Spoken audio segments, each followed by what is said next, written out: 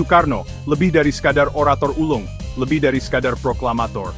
Ia adalah seorang visioner yang pengaruhnya melampaui pidato dan proklamasinya. Karismanya menarik orang, tetapi kecerdasan dan keterbukaannya terhadap ide-ide baru yang benar-benar membuatnya istimewa. Ia adalah seorang pemikir yang berkembang pesat dalam perdebatan, bukan isolasi. Soekarno percaya bahwa kemajuan lahir dari benturan ide, dan ia senantiasa mencari perspektif orang lain, bahkan mereka yang tidak sependapat dengannya.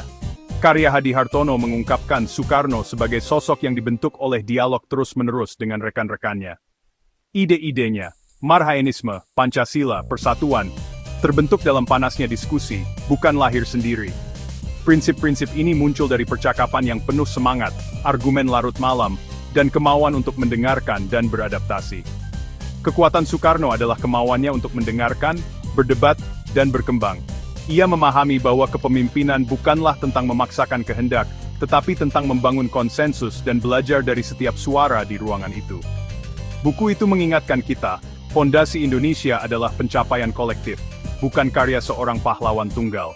Itu adalah hasil dari banyak pikiran, banyak perdebatan, dan visi bersama untuk masa depan.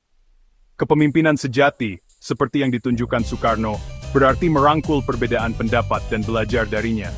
Itu berarti memiliki keberanian untuk berubah, berkompromi, dan tumbuh bersama bangsa Anda. Warisannya adalah panduan untuk membangun wacana publik yang lebih kaya dan inklusif, di mana setiap suara berarti, dan di mana persatuan ditempa melalui pemahaman dan rasa hormat. Tahun-tahun awal Indonesia ditandai oleh perdebatan sengit di antara para pendirinya, saat mereka berjuang membentuk masa depan bangsa di tengah ketidakpastian dan harapan. Perdebatan ini bukan hanya argumen politik, tetapi pertukaran yang penuh gairah tentang jiwa dan arah Republik baru. Soekarno dan Hatta, mitra dalam kemerdekaan, tetapi sering berselisih.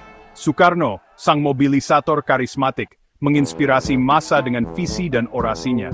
Hatta, sang pembangun pragmatis, berfokus pada peletakan fondasi praktis untuk negara yang berfungsi. Kemitraan mereka adalah sumber kekuatan dan ketegangan, karena masing-masing membawa pendekatan yang berbeda dalam kepemimpinan. Perdebatan mereka menyeimbangkan gairah politik dengan realisme ekonomi, memastikan bahwa cita-cita selalu diukur terhadap kebutuhan rakyat dan realitas pemerintahan. Sjahrir, sosialis demokrat, menantang populisme Soekarno, mendorong demokrasi parlementer daripada demokrasi terpimpin. Ia percaya pada debat terbuka, kebebasan sipil, dan pentingnya membangun budaya demokrasi dari bawah. Tan Malaka, revolusioner yang tak kenal kompromi, menuntut kemerdekaan total, berbenturan dengan diplomasi pragmatis Soekarno. Ia adalah suara untuk perubahan radikal, tidak mau menerima setengah-setengah atau kompromi dengan kekuatan kolonial. Persaingan ini memaksa setiap ide untuk diuji dan disempurnakan. Karena visi setiap pemimpin ditantang dan ditingkatkan melalui debat dan perbedaan pendapat yang ketat. Kekuatan Republik berasal dari kawah pemikiran ini, sebuah sintesis, bukan satu visi tunggal. Melalui diskusi intens inilah jalur unik Indonesia ditempa, memadukan beragam perspektif menjadi masa depan bersama. Ketahanan Indonesia lahir dari pertempuran intelektual yang sulit ini, membuktikan bahwa persatuan dapat muncul dari keberagaman, dan bahwa fondasi bangsa dibangun di atas kompromi dan keyakinan.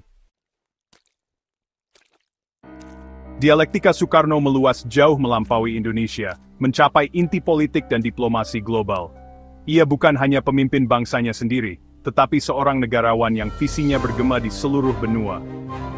Terinspirasi oleh filosofi swasembada Gandhi, Soekarno mengadaptasi prinsip-prinsip ini ke dalam gerakan berdikari Indonesia sendiri, mendorong rakyatnya untuk berdiri di atas kaki sendiri, dan membangun bangsa yang berakar pada kemerdekaan dan martabat.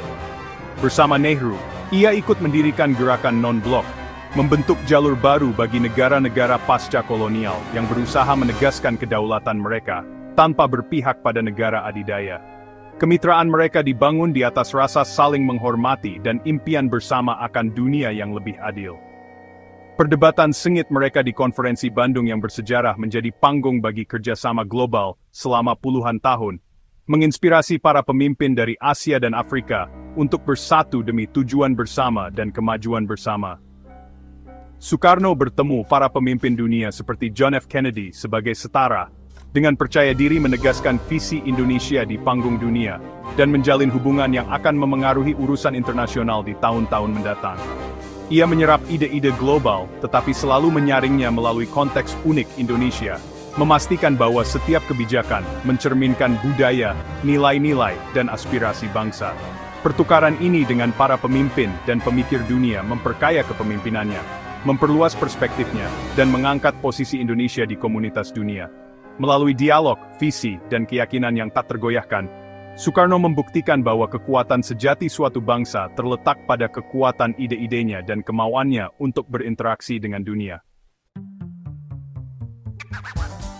Apa yang bisa kita pelajari dari hari ini?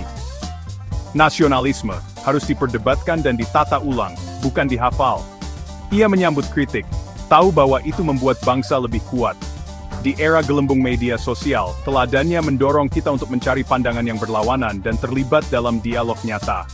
Soekarno membangun jembatan antara ideologi, generasi, dan bangsa. Warisannya adalah seni menemukan persatuan dalam keberagaman. Membaca kisahnya adalah undangan untuk berpikir kritis dan terhubung melintasi perbedaan. Dengan merangkul semangat dialektisnya, kita menjaga api persatuan dan kemajuan Indonesia tetap menyala.